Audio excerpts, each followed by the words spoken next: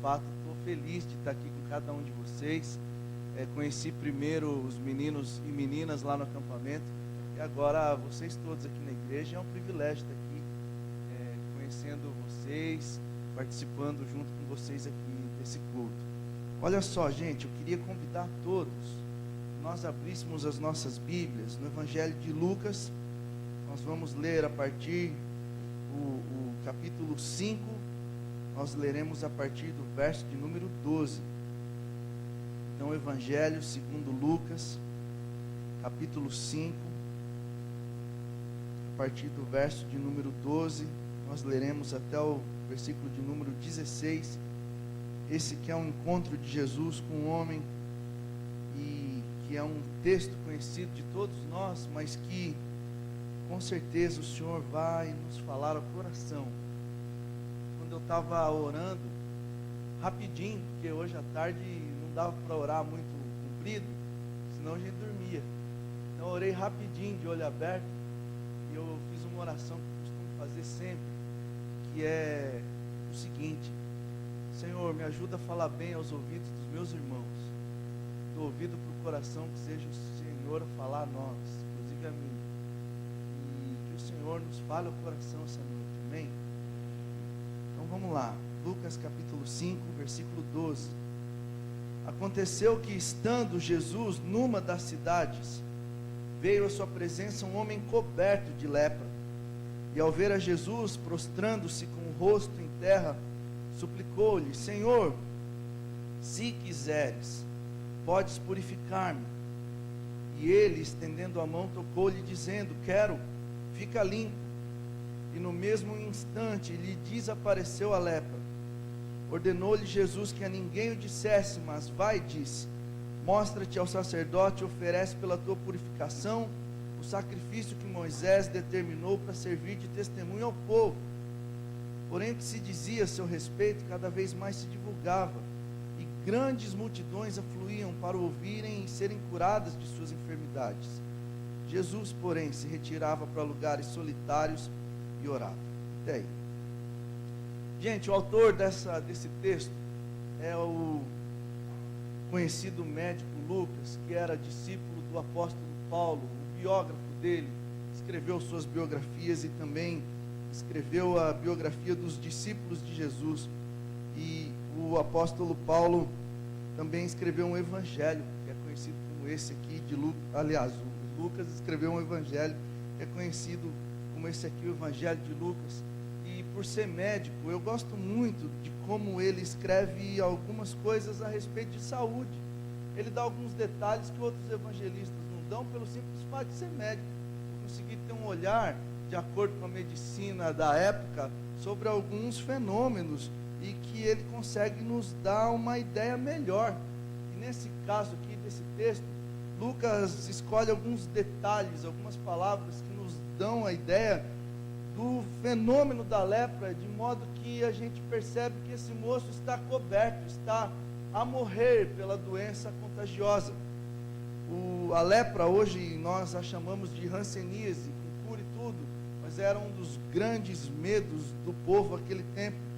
E nos dias de Jesus, o leproso não podia se aproximar de ninguém. Ele era um ser condenado a fugir do próximo. Ele era alguém que ficava condenado a sempre se afastar o máximo possível de alguém, para que este alguém não fosse por ele contagiado. Nós não sabíamos da hanseníase o que hoje nós sabemos. Nós não imaginávamos aquele tempo que isso poderia haver uma cura. Então eles entendiam que o contágio se agravava com a falta de higiene e de saneamento básico. A Galileia era uma enorme favelona, e essa era uma doença infecto-contagiosa, onde a única solução contra a contaminação era o isolamento do indivíduo, a quarentena. Coloca o cara para fora dos muros da cidade, que ele vá viver nas cavernas, que ele se vire mais longe do contato com a multidão, para que não contagie o povo todo. Não é algo muito legal, mas é algo que faz com que o povo não esteja então contaminado por essa doença que leva à morte. Só que não é só isso. os leprosos eram considerados imundos. Por isso, quando eles entravam em alguma cidade, eles tinham de avisar que iam passando entre o povo. Eles tinham que ir gritando para que as pessoas tivessem o direito de se afastar dele. Então imagine você como um ser humano sendo obrigado a gritar alguma coisa que vai causar repulsa a todos nós. Leproso, leproso passando, hein? Olha o leproso. Imagine só, isso causa no coração de quem grita, daquele que vai gritando para que você corra dele, daquele que vai anunciando uma passagem para que todo mundo fuja dele. A lepra era considerada pelos religiosos daqueles dias como um castigo divino, uma consequência de algum pecado, ou talvez o pecado dos pais. Era o que alguns teólogos vão chamar de a teologia moral de causa e efeito. O cara fez alguma coisa de errado e Deus lhe pesou a mão, colocando sobre ele uma doença que leva à morte. Então, para esse moço, vivendo conforme os paradigmas daquele tempo, ele entendia que a lepra que lhe tomava o corpo era porque Deus estava zangado com ele, era porque talvez alguém pecou ali na sua família, era talvez porque ele fez alguma maldade muito grande e por isso agora ele é leproso. Isso trazia sérias consequências também no lado psicológico, porque além de doente, ele é também, de certo modo, amaldiçoado por aquele que poderia socorrê-lo, que é Deus. Agora, nesse texto, há enormes curiosidades aqui, que Lucas vai dizer de uma forma muito coerente, muito límpida para todos nós. A primeira coisa que acontece aqui é Lucas dizendo que Jesus estava numa das cidades, estava dentro de uma das cidades quando vem a sua presença um homem coberto de lepra. Ou seja, esse leproso, ele se coloca contra a lei da época, invadindo uma cidade para ir na direção de Jesus de Nazaré. Esse homem coberto de lepra, conforme diz aqui o texto de Lucas, ou seja, Lucas, sendo médico, consegue avaliar que esse homem está em lepra no estágio muito avançado. Ele está coberto de lepra, não é o estágio inicial, é a lepra que já tomou quase tudo. E ele entra na cidade, no lugar em que ele era proibido de ir. Ele tinha que ficar do lado dos muros da cidade para fora. E ele entra, e provavelmente não se assume leproso. Ele não entra dizendo, sou leproso, porque se ele assim fizesse, não chegaria até Jesus, que estava dentro de uma cidade. Ele seria, conforme a tradição, apedrejado, antes de se tornar ameaça para todos nós. Agora, esse leproso é ousado, e ele vai até a pessoa de Jesus. E existe alguma coisa em Jesus que não o amedronta. Havia alguma coisa em Jesus que não deixava esse leproso com medo de ir até a sua presença. Porque quando o leproso não se anunciava, dizendo leproso, leproso, a lei dizia que a pessoa mais próxima dele poderia denunciá-lo, dizendo, olha o leproso, olha o leproso. Então havia alguma coisa em Jesus que não amedrontava, porque ele vai até Jesus, entendendo que Jesus não vai denunciá-lo, não vai apontar o dedo na cara dele e falar, ó leproso. Esse moço, segundo a lei, seria apedrejado por se tornar uma ameaça à saúde pública, porque ele não estava dando chance das pessoas se afastarem. Então aqui, há dois procedimentos politicamente incorretos, conforme a tradição da época. A primeira é o leproso se aproximar de um rabi ou de alguém, sem se anunciar. Mas há um outro procedimento politicamente incorreto, é o de Jesus, que também não poderia recebê-lo. Por isso, meus irmãos, vale a pena se aproximar de Jesus. Ele não veio para nos denunciar. Jesus veio para nos receber. Ele não veio apontar o dedo na minha cara e falar: esse Gito, palmeirense, oh glória a Deus, hoje nós estamos felizes demais. Deus abençoou o Filipão lá, ele fez certinho, graças a Deus. Mas voltando ao tema aqui, esse Gito, esse cara é um picareta. Jesus não faz isso comigo. Se ele tiver que falar as coisas que sou, me chama de canto e fala para mim.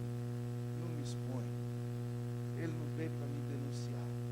Ele veio para me receber. Ele não veio para te denunciar das coisas que você faz, das mancadas que você dá. Ele veio para te receber. Se ele tiver que falar alguma coisa com você, ele vai falar para você. Ele vai usar teu pai, tua mãe, teu pastor para te dar uma bronca. Mas ele não vai expor você. A segunda coisa que acontece nesse texto, que é muito curioso, é o leproso que ajoelha e adora, que é o que diz o texto. Então significa que há algo em Jesus que inspira a adoração. Jesus, aliás, o leproso está indo na direção de um homem conhecido como o Rabi de Nazaré, ou Rabi da Galileia, ou filho do carpinteiro. Um homem que para este leproso é mais do que um homem comum. Porque esse leproso tem a ousadia de chamar Jesus de Senhor, que no original é Kyrios, que é muito mais do que Senhor, conforme no português, quando a gente diz para alguém mais velho, ou uma figura de autoridade. Kyrios significa Senhor Supremo. O que esse leproso está fazendo é dando a Jesus um título que só poderia ser usado para o imperador de Roma.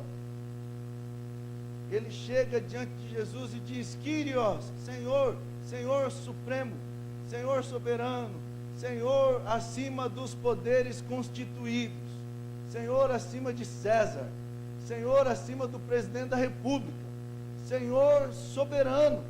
Há algo em Jesus que inspira adoração a este moço leproso. Para este moço leproso, o moço Jesus, que era novinho, 30 e poucos anos, ele era alguém a quem nós deveríamos adorar. Kyrios. O carpinteiro de Nazaré tinha amor demais para ser só carpinteiro. Sendo humano como era e amoroso como era, só podia ser Deus mesmo. E esse moço entende isso, esse leproso, e dá a Jesus de Nazaré o interior do Cafundó do Brejo de Israel, um título que só poderia ser entregado ao imperador de Roma. E ele entende tanto tal soberania de Jesus, que o pedido que ele faz a Jesus é um pedido esquisito demais para quem está morrendo com lepra. Porque ele chega diante de Jesus e diz uma coisa que eu não diria diante de um médico se eu tivesse num estado de possível morte. Porque quando a gente está doente pra caramba, e a gente encontra um médico que tem um tratamento especial da doença que nós temos, que pode nos curar, e se nós tivermos uma só oportunidade de falar com ele, a gente vai chegar diante dele e vai dizer: doutor, pelo amor de Deus, faz alguma coisa, só sobrou o senhor, quanto o senhor quer para fazer alguma coisa? Eu faço o que for preciso, pelo amor de Deus, faz alguma coisa. Agora, se vocês notarem, esse leproso é estranho, porque esse cara está coberto de lepra, ele vai morrer com a lepra dele. Ele também compreende que a lepra é a mão de Deus pesando sobre ele, mas esse cara também compreende que Jesus é Kyrios, Senhor Supremo. Então ele, diante de Jesus, diz uma coisa estranha: se quiseres. Quem é que está morrendo e fala se quiseres? Só aquele que compreende que o homem de Nazaré é de fato Senhor, porque o Senhor só faz o que quiser, porque não há ninguém que lhe possa dar ordens. Não tem quem possa dizer: Deus, eu quero agora. Não quer nada. Todo gesto de Deus para nós é sempre um gesto de favor, porque não tem quem lhe possa dar ordens. Acordou essa manhã, abriu o zoinho, respirou, gesto de favor. Vai almoçar, abre a geladeira, tem lá uma carne moída que sobrou do almoço de ontem, gesto de favor. Vai sair daqui agora comer 3 lanches na chapa do lado de fora da igreja? gesto de favor e gula. Mas come 2, né? E guarda um para amanhã, que aí Deus perdoa, né? O pastor falou que pode comer 3, que nós vamos orar contra o pecado da gula antes de comer, que aí já come em paz, né? Mas é isso aí, gesto de favor. Não tem ninguém que lhe possa dar ordens. E o leproso entendeu isso. Ele chega diante de Jesus e fala: se quiseres. Porque ele sabe que Deus quer, se quiser, se for da vontade dele, se for do teu agrado, se eu achar misericórdia diante de ti, se eu achar graça aos teus olhos, coisas do tipo. Se você vê os filmes da Idade Média, em que pessoas se colocam diante de líderes, ou imperadores, ou reis e soberanos, você nota algumas curiosidades. Uma delas é que sempre o pedido é: se tua mercê, se eu achar benevolência diante de ti, porque esse cara é soberano. O rei só vai fazer se ele tiver afim. O César só vai lhe conceder um pedido se for do agrado dele, não é porque você tem a obrigação. Isso acontece numa democracia, mas diante de um rei soberano, não. César, vim aqui dizer a você que é meu direito não ser comido por aquele leão ali, ó. Tá? Então assim, ó, César, com licença, desculpa, mas né, o leão faz tempo que não come, ó, César. O César ia fazer só assim com o dedinho, né? E você, ó, morreu. Por quê? Quem manda é o cara, velho. É assim. E esse moço tem essa consciência. Tem a consciência que se Jesus quiser, tudo bem. E se ele não quiser, eu vou morrer com lepra. Por mais maluco que isso possa parecer, esse leproso é cheio de muita fé.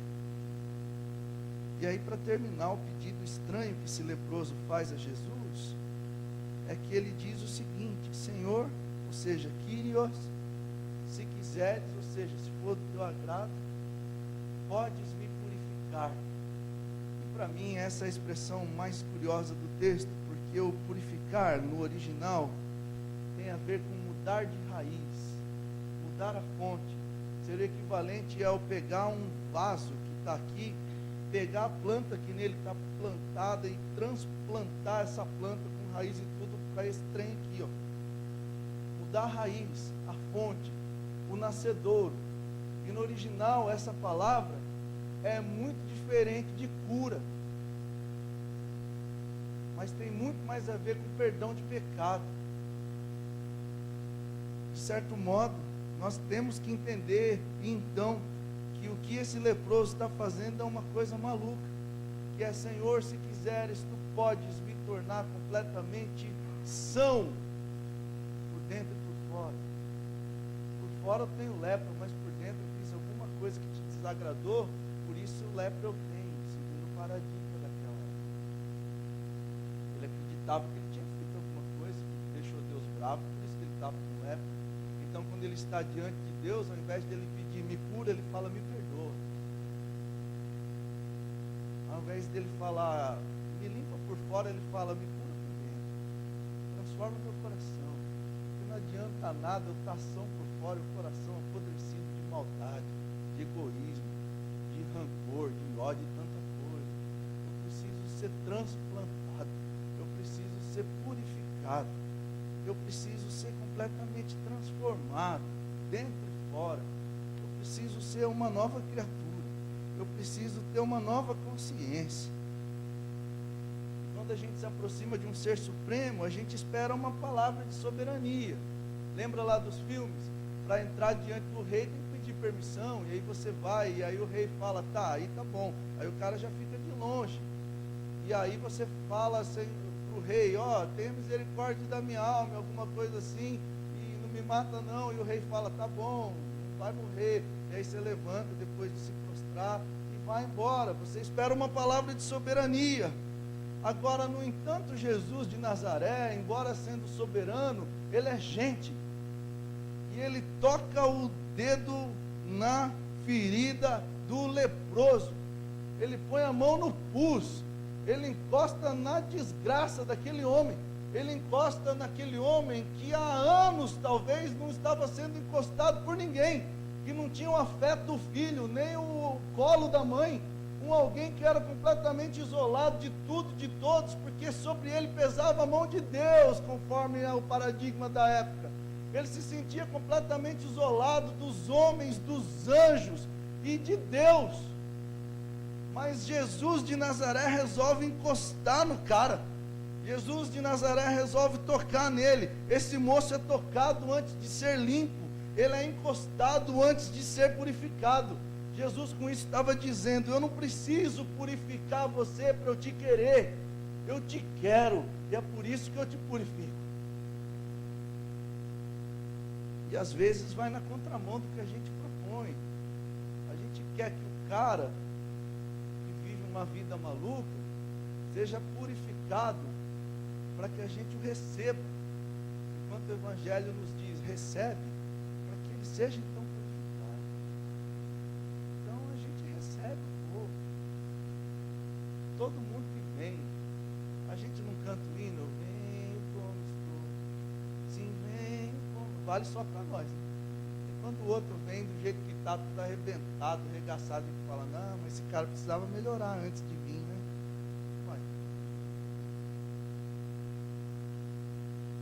Com isso, Jesus cura a identidade desse moço. Porque no toque que Jesus dá a esse moço, Jesus está dizendo, você não é o que você sofre. Você sofre não é você. Porque quando a gente muito sofre, a gente começa a achar que a gente nasceu para ser aquilo ali só. Quando pergunta qual o seu nome, você fala leproso, porque você só consegue se identificar assim. De tanta dor que isso já te causou. De tanto que as pessoas já apontaram para você e disseram, olha lá o leproso, e de tanto que você teve que dizer, olha, leproso passando, de modo que de repente você acha que você é isso.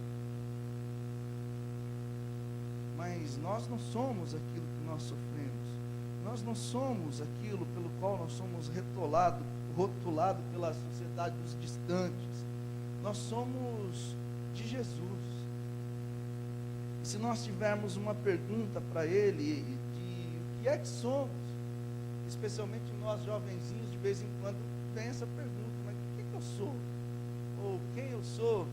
Saiba que Jesus não vai responder, vai deixar você descobrir, mas a resposta dele é para a pergunta de quem eu sou, e ele vai dizer, você é meu.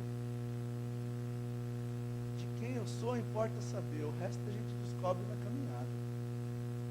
Eu sou de Jesus de Nazaré. Missionário meia boca, mas de Jesus de Nazaré, ó, sou fechado, porque ele me quer, não é porque eu sou legal, porque é misericórdia. Eu que ando comigo mesmo todo dia, eu estou enjoando, é ruim demais, é um trem difícil. De vez em quando a gente tem que dormir para esquecer que amanhã eu vou encontrar comigo de novo, porque o trem é difícil demais. E é assim com você também, tenho certeza. Mas Jesus vai com a sua cara, Ele gosta de você. Não tem problema se você for ateu, Deus não é, Ele acredita em você, e Ele gosta de você. E eu vim falar isso para nós essa noite, mas eu quero que nós concluamos esse texto todo, porque talvez você esteja pensando, tá, o que isso tem a ver comigo? O que isso tem a ver com a gente? Eu nem sou leproso. E eu queria que nós pensássemos honestamente, com toda sinceridade, quem são os leprosos dos nossos dias? Quem vive às margens da sociedade, ou seja, na marginalidade, do lado de fora dos muros da sociedade dos bons? Quem a sociedade denuncia se a pessoa não se anuncia? Quem são os que a gente não quer encostar para não se contaminar deles? Quem são os que a gente morre de medo de sua pobreza, de sua opção sexual, de sua doença? Jesus passaria perto deles? Jesus encostaria neles? Jesus os receberia ou denunciaria? Eu queria que nós pensássemos nisso de todo o nosso coração, porque eu creio que Jesus não só passaria, porque Jesus se deixa representar por estes. Em Mateus 25 tem uma lista dos muitos esquisitos a quem Jesus se deixa representar por eles.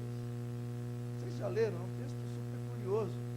Jesus vai dizer: eu tive fome, destes de comer, sede, destes de beber, era estrangeiro e me hospedastes, estava nu e me vestistes, eu estava doente e vocês foram me visitar, eu estava na prisão e vocês foram me ver. E talvez os justos ou injustos perguntarão: mas quando, Senhor? E aí Jesus, se deixando representar por estes, diz: quando fizestes a um destes meus mais pequeninos irmãos, é a mim que fizestes. Então lá no acampamento a gente conversou muito esse final de semana, que não tem jeito de provar amor a Deus sem que a gente prove amor no próximo. Porque o jeito com o qual Deus escolheu ser amado é na vida do teu irmão. Quer provar amor a Deus? Tem que provar amor no próximo. Tem que amar o teu semelhante. Tem que encostar nele. Não pode mais denunciá-lo. Se nós somos discípulos de Jesus, a gente vai precisar aprender a receber. Esse é um desafio para a nossa igreja. Para a nossa igreja eu falo com todo o amor. Porque eu estou aqui com vocês, embora não seja membro dessa igreja, todos somos da mesma igreja. Nós não somos discípulos de Jesus de Nazaré, somos todos nós. E no acampamento nós estávamos falando sobre a marca do discípulo, o sinal dos discípulos de Jesus. Ele disse: nisto saberão todos que sois meus discípulos, no amor com que amarem uns aos outros.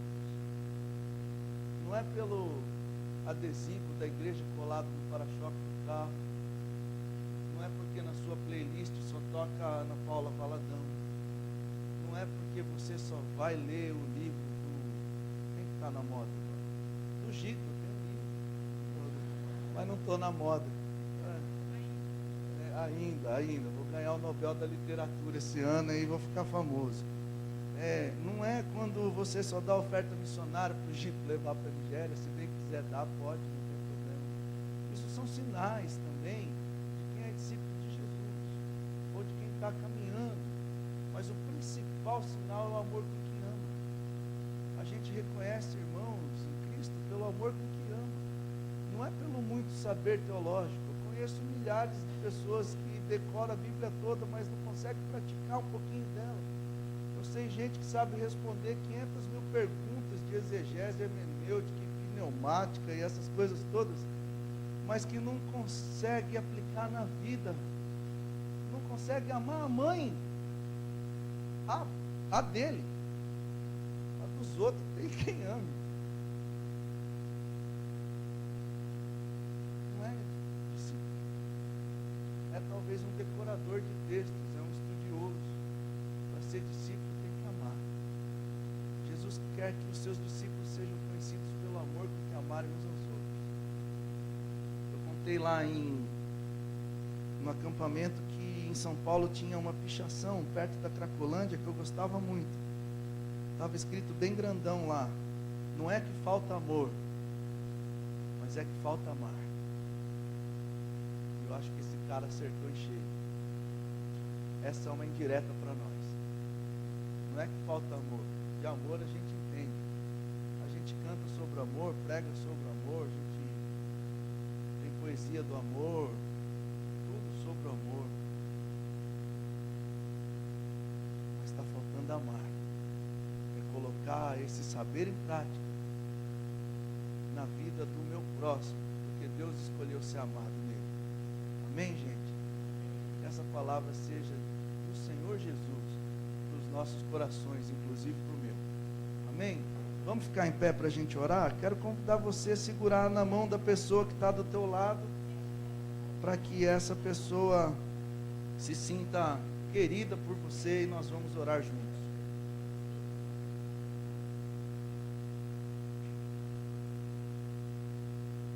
Senhor Jesus, a gente pede a Ti que nos transforme o coração, que nos purifique, de modo que a gente seja transformado pela Tua palavra, mas também pela ação do Teu Espírito em nós. Meu Pai, por favor, converte a gente a Ti. Oh meu Deus, não deixa a gente ficar convertido só à nossa denominação, ou convertido ao modismo religioso, ou convertido a alguma tradição, dogma ou doutrina. Converte a gente a Ti, por favor, meu Pai. Que essas coisas sejam sempre apesar de, mas que o Senhor seja o Senhor de fato, Kyrios em nossas vidas, para a honra e glória do Teu nome. A gente quer dar louvores a Ti, Senhor Supremo, Senhor Soberano.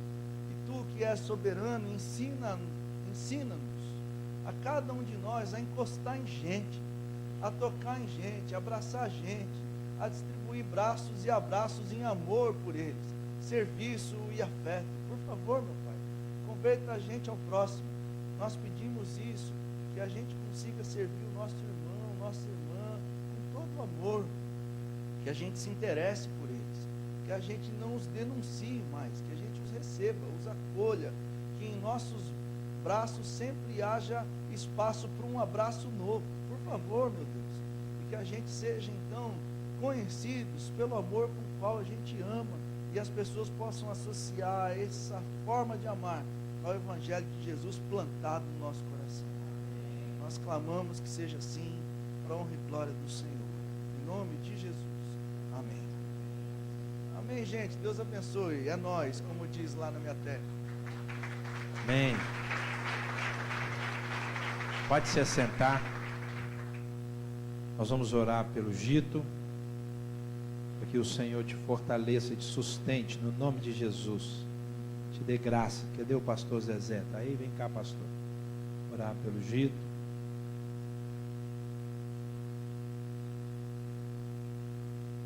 Logo que acabarmos o culto, a Tereza vai estar com o Gito lá na porta para abraçar você. Eu vou estar aqui orando por você. Pedir um dos diáconos que pegue o óleo e traga aqui para mim. Se você precisa de uma intercessão pessoal, eu vou estar aqui para orar por você enquanto a turma vai saindo. Tem o lanche lá em cima. Não deixe de passar lá para comprar um lanche gostoso e investir no lanche. Os meninos de Uberlândia vão jantar lá na cozinha. É isso mesmo? Quem que está organizando? Dani? Quem que está? Anne, lá na cozinha lá mesmo, né? Beleza. Maria Lúcia, obrigado, viu, querida? Manda um abraço para o pastor Alain. Amo o pastor Alain, para a turma lá, liderança. Obrigado pela sua vinda. Obrigado, viu, turma de Uberlândia?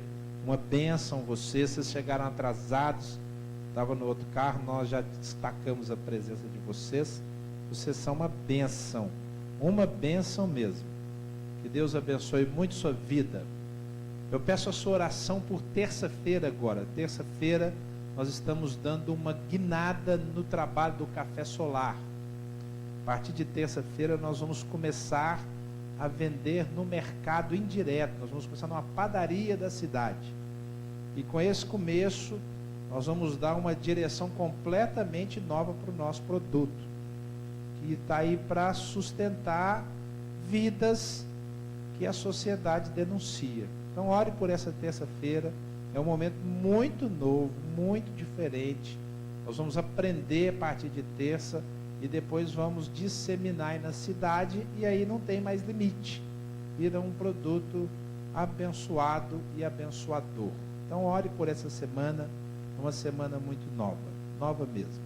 Na quinta-feira o Cura pela Palavra vai ser lá na Praça 7. Então quinta-feira não será aqui na igreja. Quinta-feira, Cura pela Palavra, Cura pela Oração, 8 horas da noite, lá na Praça 7. E irmãos, nós precisamos não só da sua presença, mas da sua intercessão. Quem foi lá na quinta-feira que a gente fez, sabe como é pesado o ambiente. O pessoal louvando, pregando, e sendo zombado, criticado, mas foi uma bênção. Então quinta-feira que vem, Cura pela Palavra, Cura pela Oração, lá na Praça 7, vai ser um tempo bom de Deus. Ore por isso, no nome de Jesus. Vamos ficar em pé, amados? E aí nós vamos abençoar o Gito, e depois nós vamos ser abençoados e sair, como diz o Gito, para comprar 2, 3 lanches. Vai ser uma bênção. Quem escreveu essa pichação lá foi o mineiro. Foi. Não falta amor, falta mar. Entendeu? Não tem mar. Vamos orar. Estenda a sua mão sobre o Gito. Pai Santo, que bom, Senhor, estarmos aqui reunidos como igreja na Tua casa, Senhor, esse tempo tão gostoso de estar Te louvando, Te bendizendo. Pai, que palavra abençoada, Senhor. Pai, falou tanto ao meu coração. Aliás, ó Pai, nesses 4 dias que nós estivemos ali, ó Pai, sendo trabalhado pelo dito, Senhor, foi uma bênção, Senhor. O Senhor falou todos os dias ao meu coração, Senhor. E agora eu quero, ó Pai, pedir uma bênção especial pelo teu servo, Senhor. O Senhor sabe, ó Pai, o que ele tem no coração, tantas coisas ainda, Senhor, creio que ele tem como projeto, porque ele ama, Senhor, trabalhar pela tua causa. Isso está evidente, Senhor, não tem como questionar isso. E eu louvo, Pai, te louvo pela vida dele, Senhor. Ô meu Pai, continue abençoando. Obrigado pelo privilégio, Pai, de conhecê-lo, Senhor. Pai, quando nós estávamos organizando ainda o acampamento, o Senhor já sabia que era ele, meu Pai, que ia estar aqui junto a nós, ó Pai. Como o Senhor sabia que ele ia estar ministrando, ó Pai, aqui na igreja hoje, Senhor. Pai, obrigado por tudo, Senhor. Por isso nós queremos te pedir, ó Pai, que o Senhor esteja mesmo indo à frente, ó Pai, não apenas do Gito, mas também do pessoal de Uberlândia. O Senhor esteja, ó Pai, conduzindo eles de volta, Senhor. Esteja livrando todos, ó Pai, de todo mal, Senhor, ó Pai, livrando de acidentes. Nós já queremos, ó Pai, abençoá-los para que eles tenham uma viagem gostosa, uma viagem, ó Pai, abençoada por Ti. E o Gito, ó Pai, que vai ficar ainda conosco, ó Pai, mais um dia, vai, ó Pai, se dirigir, ó Pai, em viagem amanhã. Nós queremos também ministrar uma bênção especial para a vida dele. Vai à frente, Senhor, vai abrindo caminho, Senhor. Vai, Senhor, abrindo fronteiras, para que o teu servo, ó Pai, sinta o teu cuidado, ó Pai. Vai à frente, Senhor. Assim, ó Pai, como Moisés um dia disse, Senhor, ó meu Deus, se o Senhor não for, eu também não vou. Então, ó Pai, que o Senhor vai à frente, porque o Gito é seu servo, Pai, é teu filho. Ama trabalhar para Ti. E nós clamamos uma bênção especial para a vida dele. Obrigado, Senhor, obrigado mesmo. E que ele sinta cada dia o teu amor, Senhor. Obrigado porque o Senhor o levantou e o preparou para estar à frente, Senhor, ministrando em nossas vidas. Essa é a oração que eu faço, no nome santo e precioso do nosso Senhor e Salvador Jesus Cristo. Amém. Glória a Deus, aleluia.